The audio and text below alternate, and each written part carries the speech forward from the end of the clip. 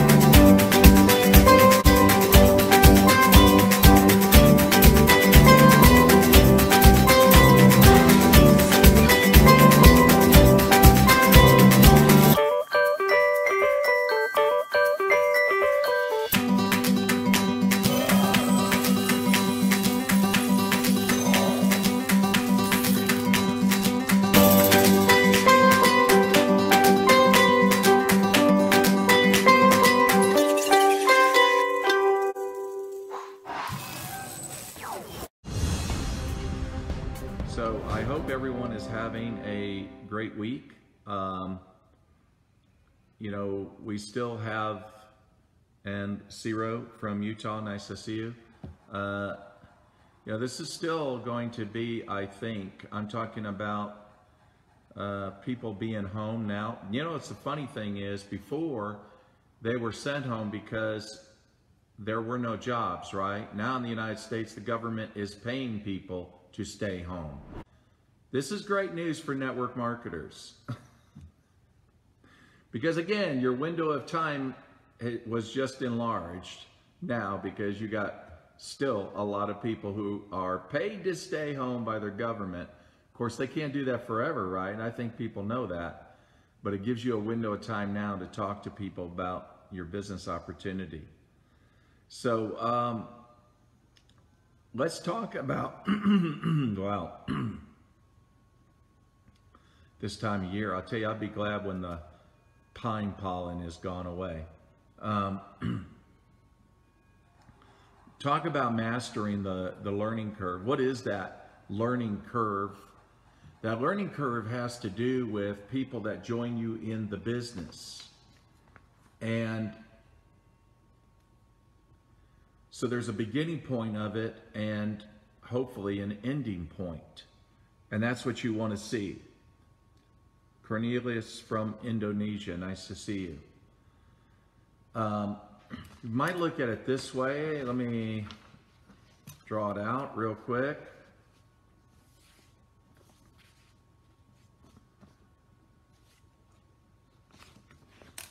So this would be the backward version of it, okay?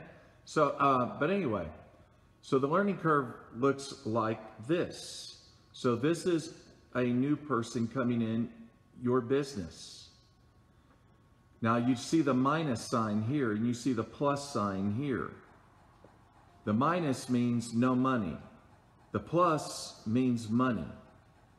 So when a new person joins you in the business,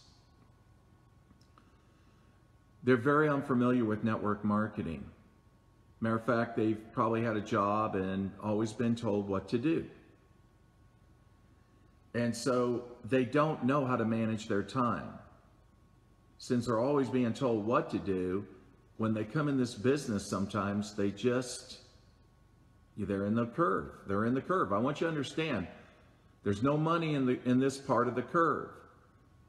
Now, not only are they not making money, I want you to understand that affects you as well. So again, how long they stay in this curve here depends on the execution of what they've learned. The execution, remember, success loves speed. So if you have a good onboarding training system teaching people what to do, that's going to help them escape the curve, get around the curve, and then get into the money.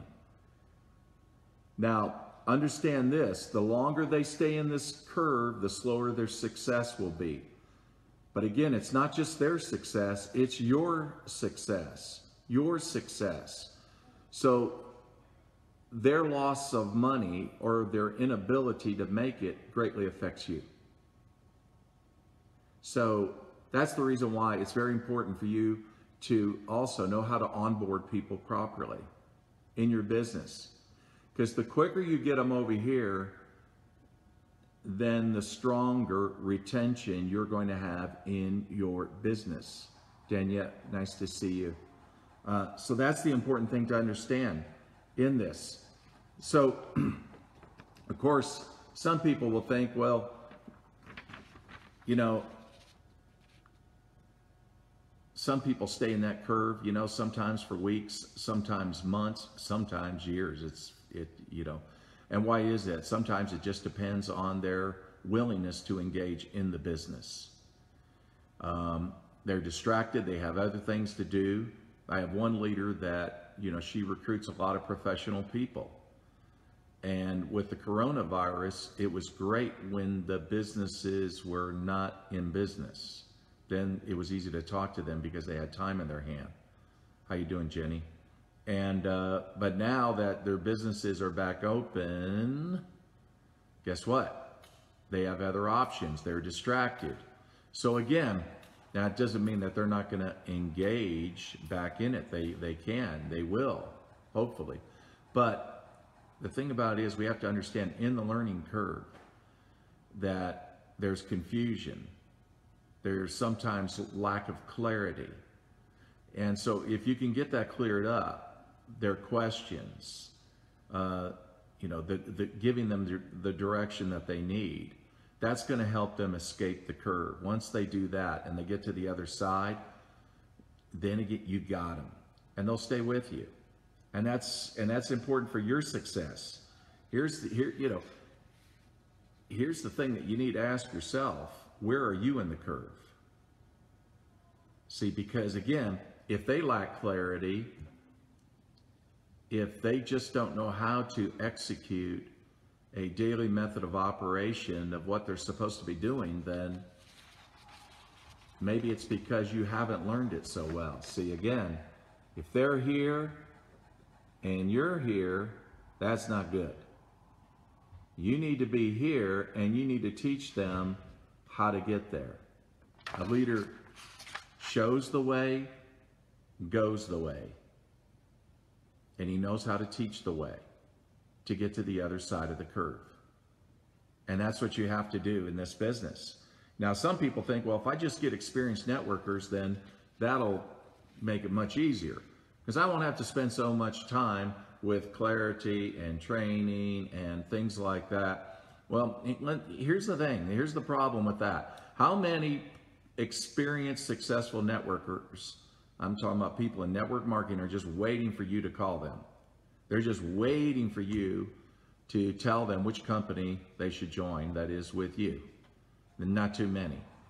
And the ones that do take an interest, it's really not an interest, it's more of a bait and switch. They act like they're interested only to turn the table and say, well, yeah, what you have is interesting, but let me show you something I think is a little bit more powerful, and that's what I'm doing.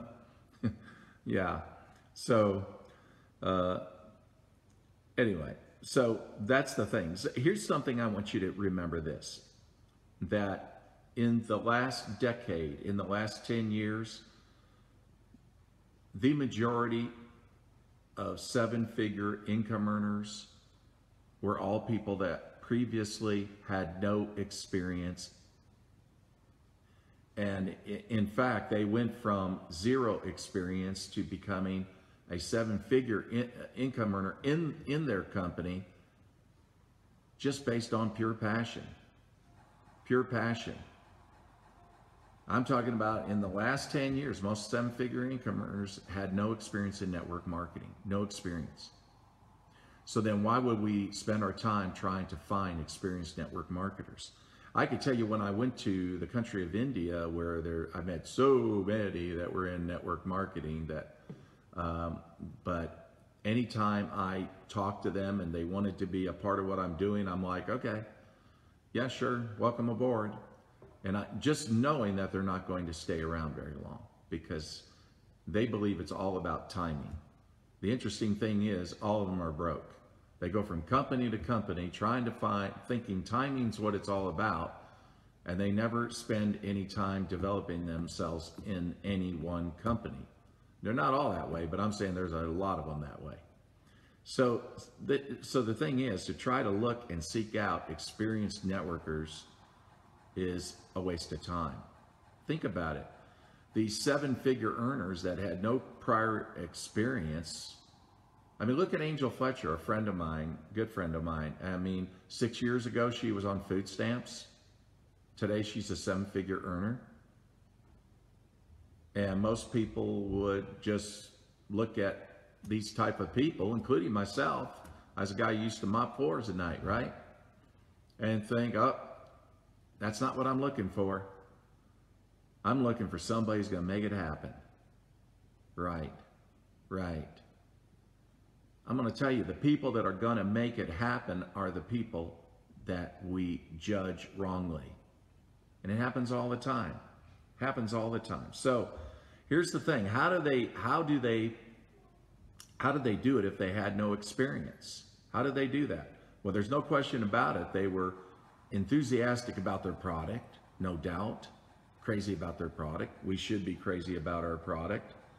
But no doubt what they did is they listened to some of their upline who were experienced, and those people helped them get, again, out of the learning curve. So they helped them. For those of you just joining now, negative means no money, positive means money, getting them over that curve. They helped them. They sought out people that could help them. So what are we looking for? What should we look for? We should look for leaders. And the definition of leadership is one word. One word. Influence. Influence. And these people, you can find them in many walks of life, different experiences in life. They could be people that are, let's say, strong in your community. They could be, they could be involved in foster care. They could be the people that are leaders in your religious faith. I mean, these are people who step up and they have a strong desire to serve others and impact their communities and make a difference in people's lives. That's leadership. And so when that, since I'm not looking for somebody who's got network marketing experience, I'm looking for somebody who's got leadership experience. So to help people get over that curve, when they're making their prospect list, then that's the one question you want to ask them. Who are the people in your lifetime that you met that have influence? Whatever area of life is fine, but have influence. I mean, that's how it really works. I can remember a doctor one time that joined my team, and I didn't know anything about him, and he wanted to run, and I said, okay. I said, if I get a meeting room, if I get a meeting room at the hotel, how many people can you put in it? He said, you will see. He didn't give me a number. Well, the meeting room had 200 people that night. That's influence. That's influence. I can remember back in the 1980s, a friend of mine called me who's been very successful in business, just a great guy, and I respect him. He's a person with influence, has influence over me, has influence over others. Called me up and said, hey, I got something I want to talk to you about. I want to come over and show it to you. And I said, is money to be made? He said, lots of money is to be made. I said, well, then I'm in. Come on over. I don't even know what I'm signing up for. But that's influence. It's those kind of people. And the thing is, these kind of people, because they are contributors in life to other people, They have contributed so much to these people, paid into these relationships, if you will, so that now they can just pick up a phone and call someone like me, and I say, I'm in, right? That's called a withdrawal. They're asking me to take action and do something. And I say, hey, wherever you're going, I'm going. That's leadership. So that's what you're looking for. That's what you want to help your person to get around the learning curve. What you need to help them understand. That's what you're looking for. You're not looking for somebody who has all the time on their hands. There's a reason why they have all the time on their hands, because they don't do anything with their life, right?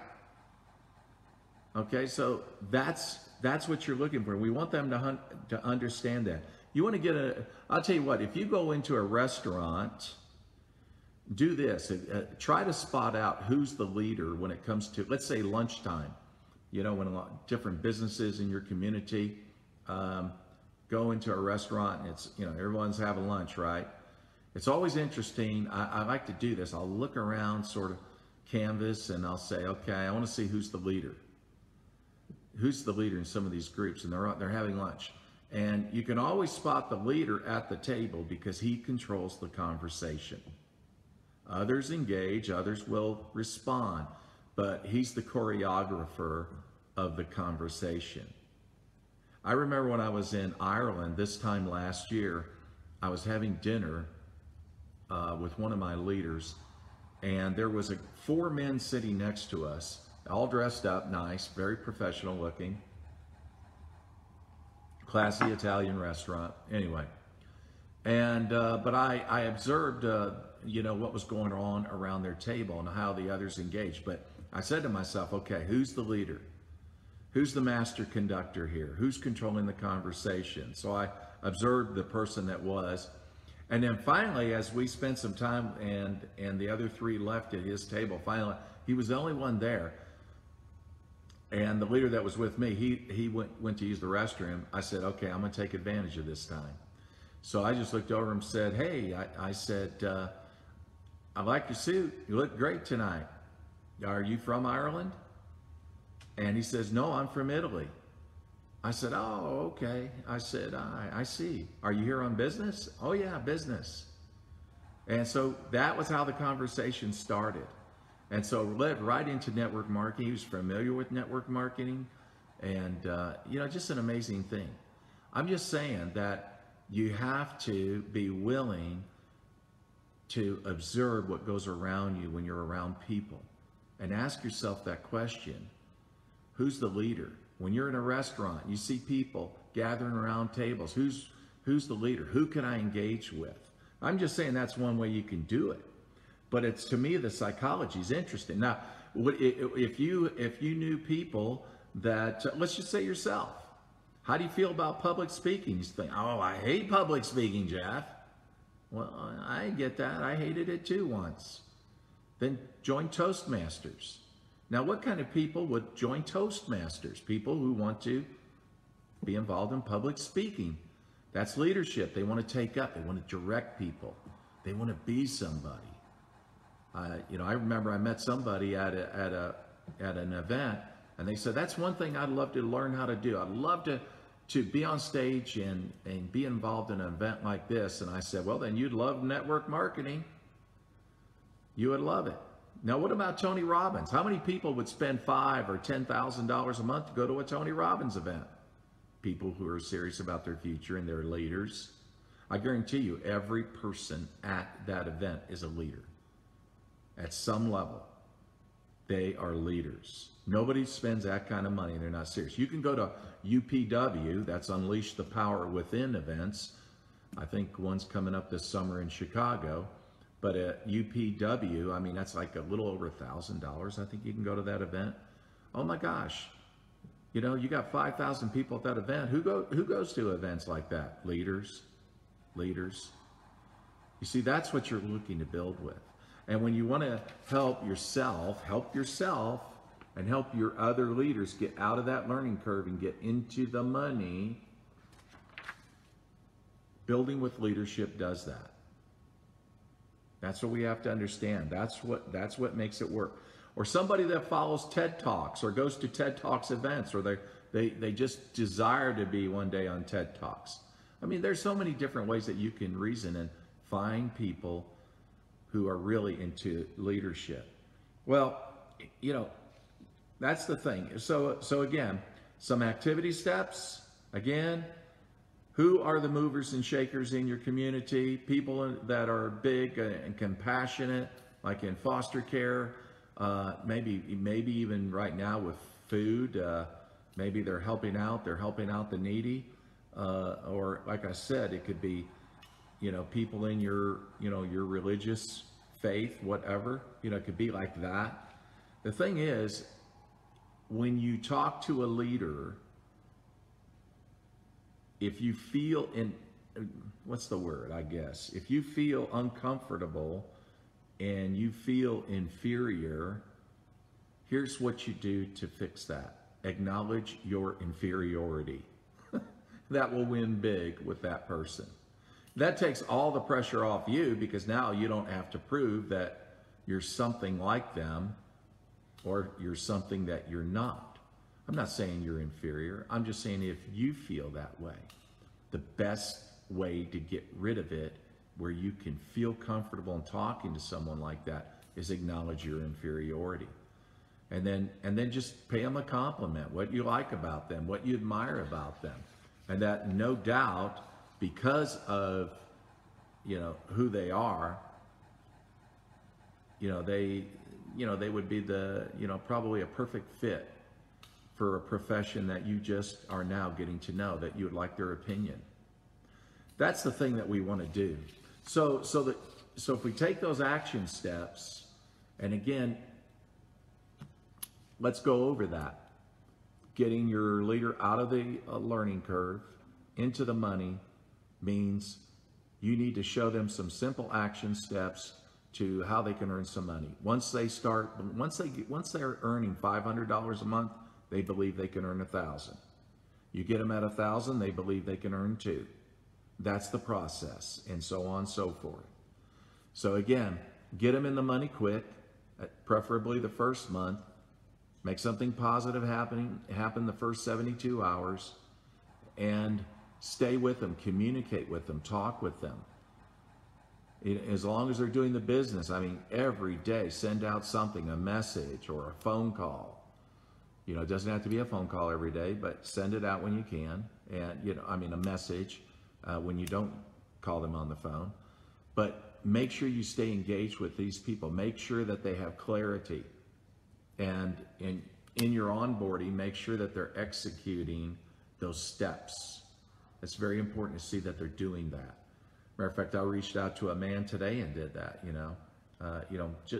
Just a message. That's all. And he messaged me back. Very simple. But I'm just saying, it's about staying engaged, helping your leaders stay engaged. And then once you get them over that curve, then man, I'll tell you what, they're running with it, and they're running with it big. So work on that, and just remember, there's no money. If they stay in the curve, there's no money. It's getting out of the curve. And that's what you got to do. Make sure you're out of the curve. Anyway, hey, Mindy, nice to see you. Well, now I'm going to go and have a late dinner. I want to wish all of you a wonderful evening with your family or whoever you're with. I hope everything is going well in your world. Be safe in what you do, okay? Love all of you. Bye-bye.